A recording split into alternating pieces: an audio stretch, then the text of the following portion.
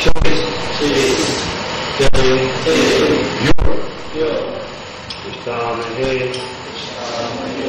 we shall stay.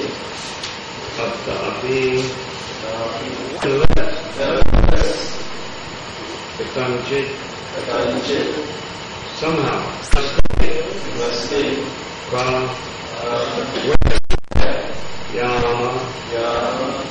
we can go. With a powerful enemy.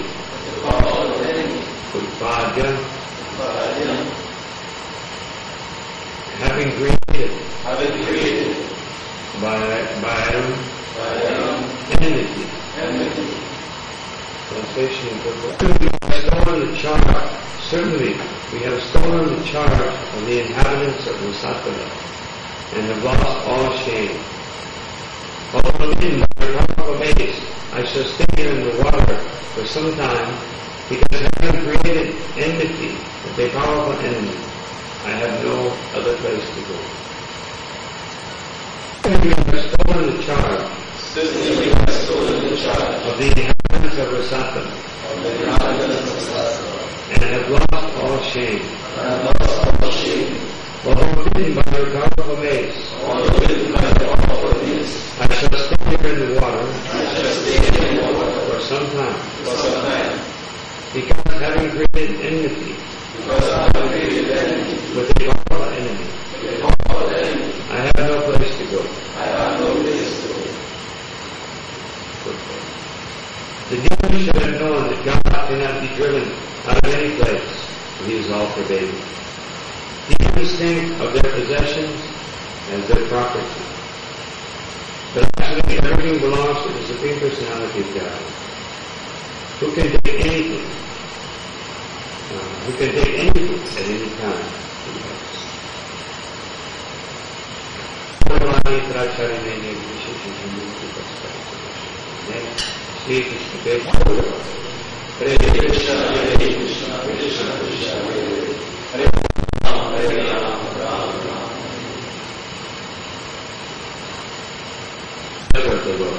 And therefore all of the insults right now in this particular verse,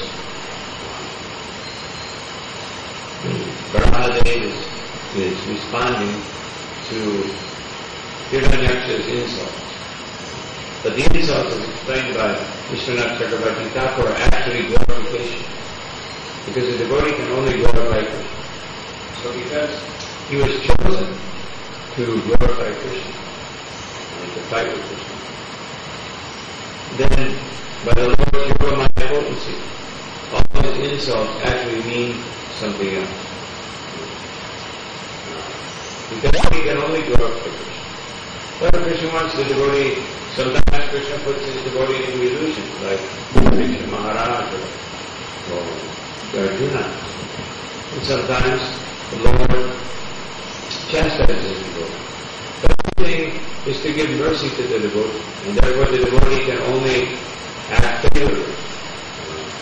Anupuryasya sankalpam patipuryasya. What is the sort of the necessary and essential characteristic of the devotee? If the characteristic is not there, then any other characteristic is useless. Otherwise, if there is not surrender and dependence on the Supreme Lord, then nothing else has any meaning. You can have so many qualities, but then, as the Bhagavatam says, those qualities only need to be very great by material estimation. They have no bearing, they have no meaning. So, Hiranyaksha was chasing behind Varaha, big club. And he's thinking, this is just like hunting boar. It's like people, even different countries still, in tropical islands, and places they hunt boar, chase after them, beat them, kill them with spears. So, of course, so-called civilized people, that's how the hunters did it. They had 40 people on horses and 25 dogs, and so it's not much of a sport. Just like the chance to go horseback riding. So, in any case, it's an old tradition, so the tradition is even older than we think. Even the Supreme Lord, indeed, but he was the bull. So he's running. He's running, apparently turned his back to Hiranyakashipu. And so Hiranyakashipu, but he did it just to encourage the run. Just do it. So we would fight over because the Lord wants to fight. That's the whole purpose of this pastime. Everything else is incidental, everything else is secondary. But the real purpose is that the Lord wants to have a good fight with his devotees. So, here is thinking that this boy was running away to some rancho, Krishna the rancho. He ran away, and Jarasandha thought, oh, Krishna is a coward. He's a coward. Because he had better things to do. Killing demons. He wants to save the princess. This is more important than killing a demon. Like Hiranyakashipu, he must kill him because he wanted to fight with him. So he must make a fight good. Because ultimately Krishna will win.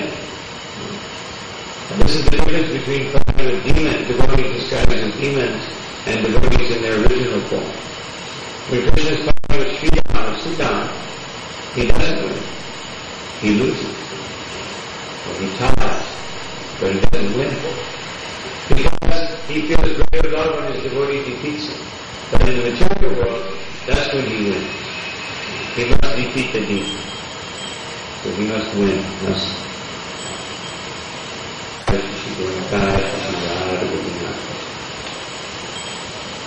So this is the pastime of the Lord. So here he's saying that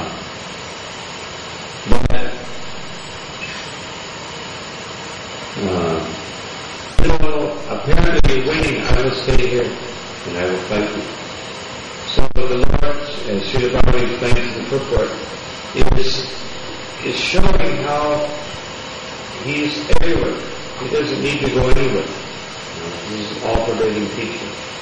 That the Supreme Lord sometimes we see that Krishna is not present. So Krishna is teaching us. This particular pastime is teaching us that we don't need to see Krishna. It's like I gave the example the other day. An example from Vishwanath Chakravarti Thakur, Srila Prabhu used that. The color and the forms of the earth are within the earth. We can't see them, but they're there. If you plant a seed, a rose or something, Srila Prabhu used to always use that example. You plant a seed, the rose plant comes up. The Prabhu says, whatever challenge any scientist, you take 1 cubic meter of earth and you extract the smell of a rose. So then I will believe you. Otherwise, the Prabhu said, how much is it? A rose plant has no brain. But because it's empowered by Krishna, it can create this beautiful smell with no brain. Yeah, but with brains, they cannot do this. They cannot make a body, and they can't make it alive. Prabhu said, we just heard this morning. They're on the moon. They think go there. Prabhu didn't take it. But anyway, what they're doing, they're going in outer space, but they can't take chemicals and put life back into the body. All the chemicals are there. Prabhu said there's nothing missing, everything is there, and you can bring all chemicals. You can bring electricity, you can hook it up, plug it in, but it won't move, it won't move it won't respond. So, the demons are always challenging, because they're, as Krishna explains, because because demons are proud, arrogant, conceited, and on top of that, they are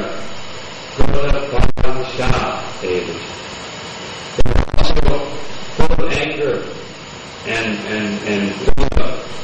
abuse, harshness, abusive, harsh and abusive. These are demons. So,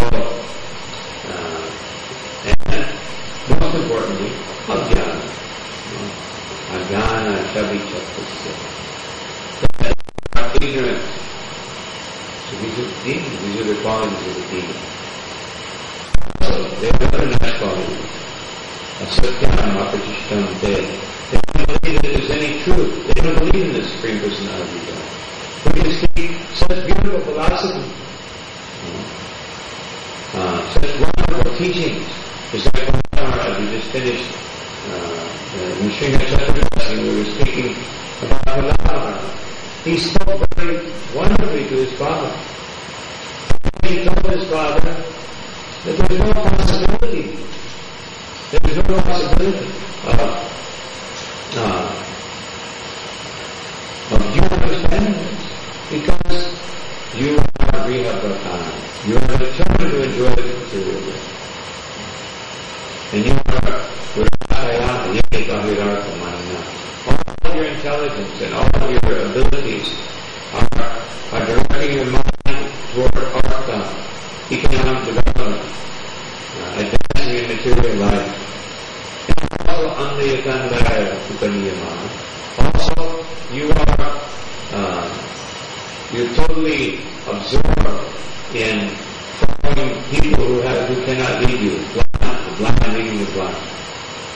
So that example, just to show how the Vedic teachings have permeated the world, that very example was painted by Van Gogh, a European artist.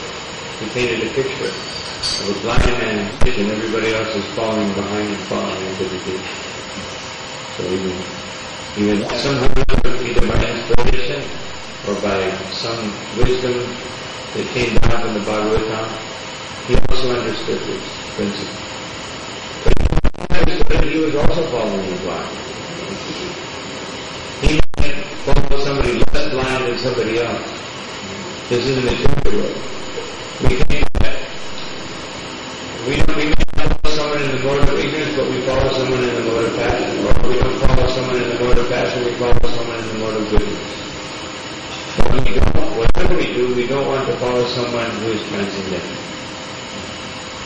That's why you see many people, they may be friends of Krishna consciousness, but they can't follow because they're attached to the mode of goodness. Because I remember one time in one yoga society, I was a guest in this yoga society. So it's a long story how I got there, but I got there. It was in the middle of the jungle, and kind of in the jungle. And so I was there, and so one man said, you Hare Krishnas, you can never have higher realization because you're eating all these things like ghee and can't realize how you're eating these things. You have to fast. And so thinking that realization means you fast and your consciousness just goes up. But actually, I could tell that you're just feeling dizzy. That's not God realization. That's called being dizzy. So, materialistic persons are dizzy. Meaning that one thing or another destroys their consciousness, their real understanding. And they think, whatever I'm seeing, whatever my hallucination is, whatever my speculation is, this is asatyam apachishtam te. There is no truth. There is no basis of anything. Apart from that the only quality that exists is kimanyakamahi. Everything is caused by material desire. That's the actual basis of everything. So we see modern philosophy, modern psychology, they think that everybody is motivated by this. Of course, in one sense, they're right. Everyone is motivated by material desire, lust, anger, greed, etc. That's true. But they don't understand what they are. They don't understand the original motivation, which is Krishna. So there are demons. They can never understand things as they are. Now Srila Prabhupada says here, demons think of their possessions as their property. But actually everything belongs to the Supreme Personality of Godhead, who can take anything at any time he likes. So I've given the examples in the last few days. Sanatana Goswami, he wanted to take his body because it was full of disease. And Sri Chaitanya Mahaprabhu didn't allow him. Also Sri Chaitanya Mahaprabhu's dear servant, Murari Gupta, he was thinking, the Lord will be leaving this planet sometime soon. He didn't know when, but he was thinking, the Lord is like this. Whenever you get too attached, then he leaves. Just like he did, just like in the pastimes of Krishna. But Krishna got attached in Vrindavan and he left. And then everybody became very attached to him in Mathura and he left. And then everybody became very attached to him in Dwarka. And he went back to Vrindavan. And then he came back to Dwarka and he encouraged everyone to fight among themselves and they killed off each other. And he left. And Uddhava was left. And the fathers were left. So, what I was thinking, Krishna always leaves. And his devotee suffers him. I don't want to suffer that. I can't stand. So much. So he thought, I will take, today I take this coconut knife. It's special knives for coconut. Kind of like a saw, cut the coconut and use the fiber and everything. So, just wanted to us. So he hid the knife, and Lord Chaitanya came, and he said, what are you thinking? And I said, no, nothing in particular. Who am I? You are the matter. You are the owner of my body and soul. Is it all? So if you own your body, why do you think you can take it? Who told you that? Who said that lie? Is it you and the hard-working living being? Not only do I know what your desire is, I know what the night is. This is great. Murari brought it to me. And Lord Chaitanya said that, about this. Actually, if you take it away, then what will I do? How can I live without my devotee? And he took Murari's hand and put it on his head. And he said, why don't you cut my head off? You can, if you want to cut something, you can cut my head.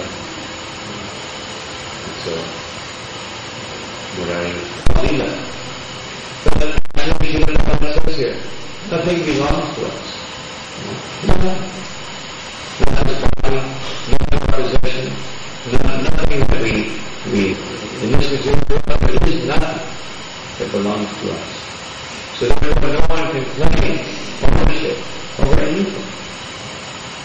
No, and therefore we don't have the right to enjoy it. Srila Prabhupada says in another place that because nothing belongs to any living entity, no one has a right to enjoy anything.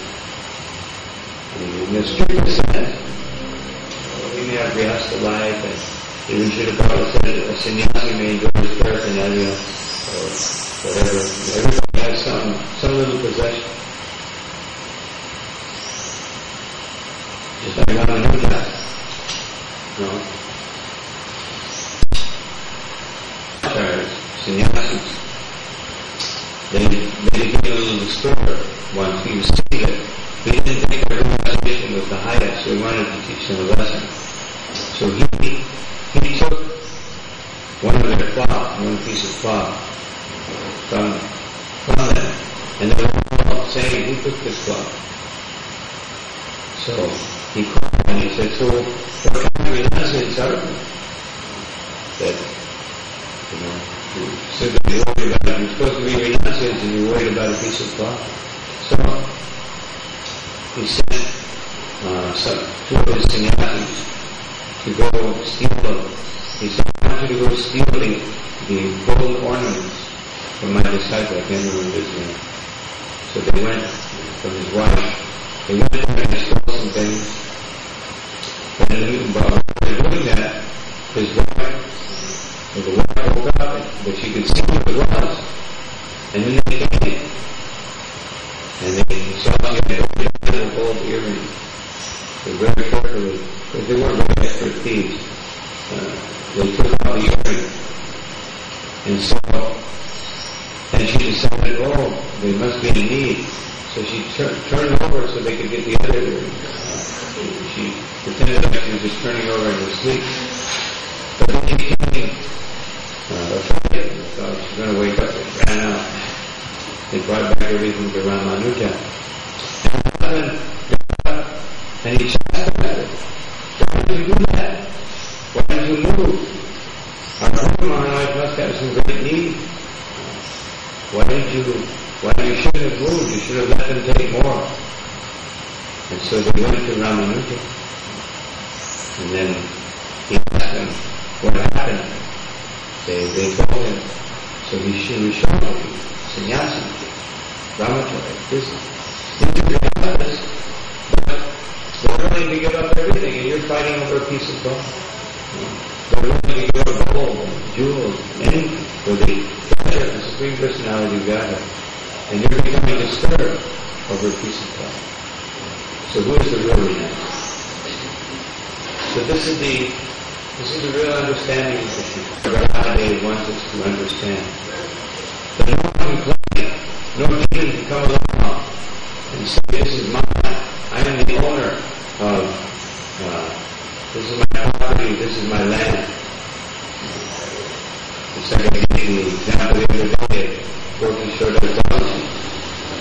One person wanted to buy some land in Maya, and he said, how can you buy it? This is Maya, it belongs to Lakshmi Devi. It belongs to Krishna. It belongs to Chaitanya Mahaprabhu. How can you think this? So all the time, and all the Bhagavatam, this teaching is given again and again. Prabhupada says it again and again. One time a professor in Dasa, he asked me, he said, why is it that why don't you or someone else has read a book just like, 30-40 pages, just around the essential teachings, without the repetition? Why does Prabhupada have to repeat everything so many times? And while he was saying this, he was smoking a cigarette. So I pointed to the cigarette. And I said, Prabhupada said so many times, we should not do that. And you've read his books, so why are you smoking? Not good for you. He looked at it and said, okay, no, I understand. The Prabhupada said again, because we're so stubborn, we're so determined to enjoy this material nature, to enjoy material life, to find some pleasure here. Even though the Prabhupada says again and again and again, we're not this body. There's nothing enjoyable here in this material world. And I think the last view of Srila Prabhupada's physical presence here with us, he was very heavy. He was very heavy. Just like we just learned here in the memories about immunity and how Prabhupada would joke around with his sister and stack up the plates and push them over. But in his last year, Srila Prabhupada was very heavy. In the last 6 months, even more heavy. All those classes, he was just saying, fill out this material because he was feeling the urgency. He knew that very soon, in a few months, he would leave. And he wanted to impress upon the devotees. Give out this material. So sometimes we read Srila Prabhupada's books. Just like Pushta Krishna Prabhu in these memories, he was basically saying in an indirect way that Prabhupada was too heavy at this particular meeting. He said that his very Swiss people were proud. And so, some of them, not all of them, some of them are very proud. So, the Swiss, why are you vegetarian? He said, why don't you eat your sister? I was very heavy. He's proud. Otherwise, he'd say something, like, well, we don't want to harm others, but Prabhupada, go to heaven. Sometimes we may feel that we reach something in the Bhagavatam which is too much for us. We should understand that we should understand the teaching and try to achieve it. This is a goal. And Srila Prabhupada in Chaitanya Charitamrita, Srila Prabhupada describes the renunciation of Chaitanya Charitamrita describes the renunciation, and Srila Prabhupada comments on the renunciation of Dasa Swam. So Prabhupada said, and even in many lectures he said, we cannot imitate Dasa. We cannot imitate. We cannot achieve this degree of renunciation. We cannot achieve the degree of renunciation of the six Goswamis. We cannot achieve the degree of knowledge that Jiva Goswami possesses. We cannot achieve the devotion to the holy name of Haridas Thakur. But these are our examples. But we go as far as we can. We try to be as renounced as possible within the particular condition that we live in. Otherwise, we should not be careful. This is what I think it's the previous one. One of these purples, I read a couple of them this morning. These purples says that Lord God is teaching his devotee that he is always present. And therefore, there's no reason to be fearful. So we should never be afraid of renunciation. We shouldn't see the renunciation of Raghunadas and become fearful. Just like I have one disciple, he had visitors in a big house, does business, and his wife, and he can't help him moving so much at this point in time because his wife is very, not a devotee, very attached to all her possessions, so he can't really help too much. But anyway, so he was reading the Prabhupada and he read that verse. Yasyaham anabrinami. That when the Lord favors his devotee, then he takes everything away. So he read that verse and he came and very disturbed. Is Krishna going to do this to me? I'm not ready. Can you tell him to please wait? Maybe, I don't mind that even when I'm 60, 70 years old. But right now, I couldn't take it. So I said, no, we could. Krishna will do for you what is best for you. It's like a child. Sometimes a child is fearful of their mother or father because they have so much desire. So we feel some anxiety when we read something that's a little heavy in the Bhagavatam. Because the Bhagavatam is heavy. The Bhagavatam begins in the very beginning. That this is for Paramahansas. This Bhagavatam is for Paramahansas and those who are completely free from envy. So therefore the Bhagavatam will be heavy. Srila Prabhupada will be heavy. The spiritual master will be heavy. Prabhupada says that's what Guru means heavy. So it doesn't mean that it's chastising, it's something that has to chastise. There must be chastisement. If there's no chastisement, we won't learn. Because we're attached to material energy, we're attached to material world. And sometimes we think we're not attached. That's the most dangerous position. If we think I'm very renounced, I'm very advanced. It's the most dangerous position. That's when the Guru must most chastise. That's why Srila Prabhupada would be very heavy with his main devotees, secretaries, servants, and everything. Very heavy.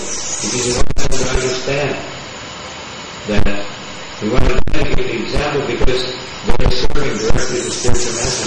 They have this opportunity to learn very intense devotional service. They must learn. So, point is that we know these things. So there are many instructions in the Bhagavatam, and we think the one that is most applicable to our situation at this point in time. But not for sense gratification. Not only going to justify our sense gratification by finding something or Prabhupada says, the Guru is perfect demand. Means the path of enjoyment. Oh, that's it. And then here, why don't you give up everything good? A little more. Not like that. We it's most we apply what is more pertinent to our situation. But always going toward the goal. Understanding that these very heavy things the Bhagavatam says about renunciation, about sacrifice, about surrender. We don't understand that is our goal. And then we see, okay, Prabhu says here, this is more applicable to where I am right now, but this is the goal. Let me keep the goal inside. And then we can advance very nicely spiritually. Otherwise, no, we will not advance. Just to conclude, we're going to give an example which took the handouts. She took the name off the road. He just for 1 second, not even a second, like 1 millisecond, she saw some maidservant in the back of Shiki Mahiti's sister's house. She just walked by, and just for 1 flash, he was thinking, oh, that's a nice young lady. And just for that, she just anyhow had to reject him. And what kind of answer is this? I don't want him near me. I don't want to see him again. And what was she saying? When he said, I was pregnant, Lord Chaitanya Mahaprabhu burst. He said, this is very good.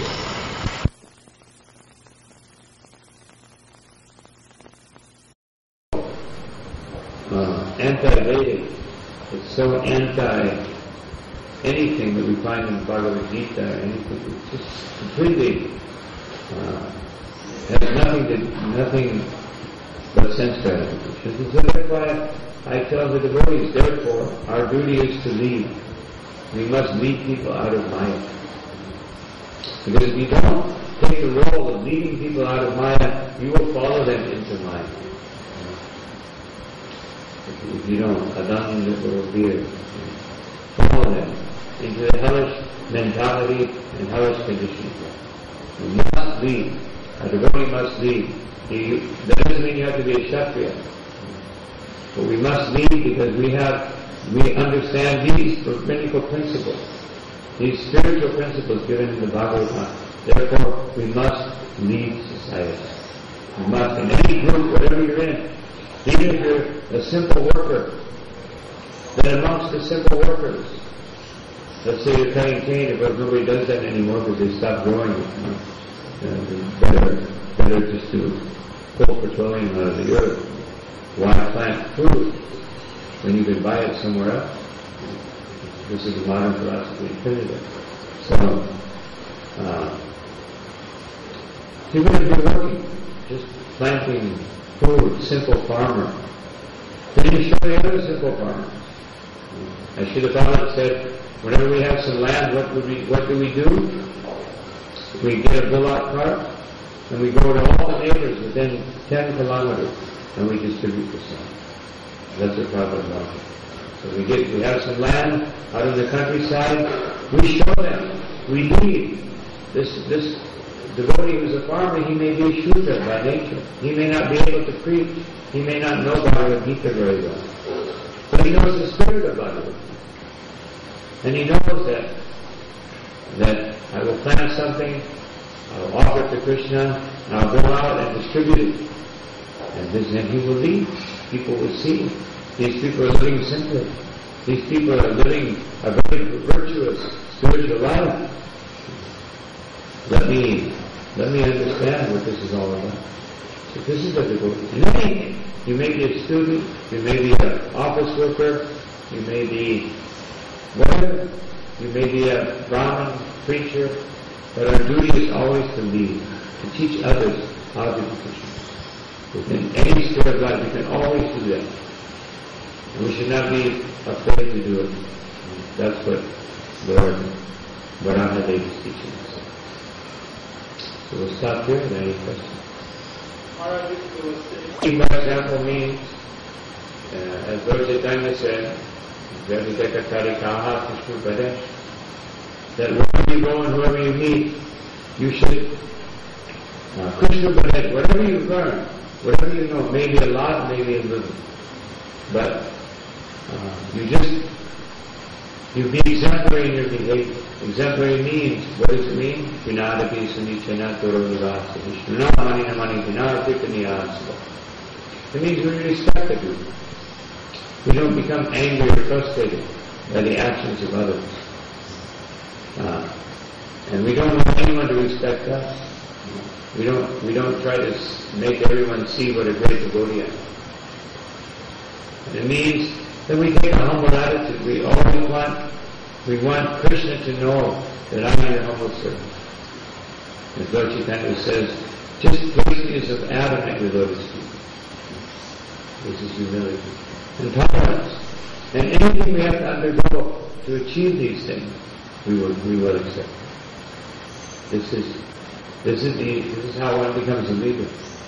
Actually, Srila Prabhupada says, you cannot be a leader unless you're a follower. The leader must be a follower. That is the example. If you want people to follow, just like Yamuna says here about cooking, the Prabhupada didn't just sit there and give a class, a theoretical class on cooking. No. He just went into the kitchen and cooked, and then everybody learned. And everybody that learned to cook was Srila Prabhupada. They're expert cooks. This Prabhupada was expert. Prabhupada was expert at everything. So, that's what it means. Whatever your area of endeavor is, you try to do it such a nice way that everyone will be impressed that this person has quality. Even if you're a factory worker. Just like nowadays, the modern philosophy, economic philosophy, is globalization. So globalization means that very few people have all the money and all the power. That's the goal. And therefore everybody else is turned into a worker. And the more we can do it by machinery and by degrading the human spirit, then all human dignity is lost. But the devotee never loses their dignity. Because even if the devotee has to do the most simple factory worker job, you just put this in here. From 5, just go like this. Or you all day long. The devotee is thinking about Krishna. And the devotee has dignity. And therefore all the other workers are just sitting there, when can I get out of here? Drink some beer, watch some television, go to sleep, eat. And the devotee is thinking, he's chanting Hare Krishna. So everyone else will be inspired. Why is this person happy? Why is this person feeling different from me? Why is this person? What is the difference? So if we just act in the Krishna guide, we just be happy inside because we have Krishna. We shouldn't lament for ourselves. Because whenever you lament, whenever you don't enjoy what you're doing, whatever it is for Krishna, if you don't enjoy it, it means you're envious of someone else. You're thinking, I want to be like that person. That person has a bigger house than me. I want that. That person has a better car than me. I want that. Therefore we'll be miserable. But if we just want Krishna, and we accept that either I have a whole lot or I have nothing, but I'm happy with whatever Krishna has given me, and then you will inspire others. So that is the principle of leading. Just be content and happy in Krishna consciousness. Do whatever you have to do nicely. Use the fruit in Krishna's service, the fruit of our activities. And Krishna will be pleased. He will empower us. Anybody who gets Krishna Prasadam will be alive. But the next thing to know, she gave me, actually there are some reasons that this flower. But Lord said, I'm giving $100 to buy something for yourself. And I can't have, but I buy something for the deity.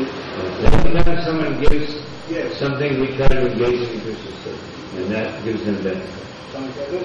Yes. Okay, so on that note, Shilabhati Ananta Koti Vaishnava.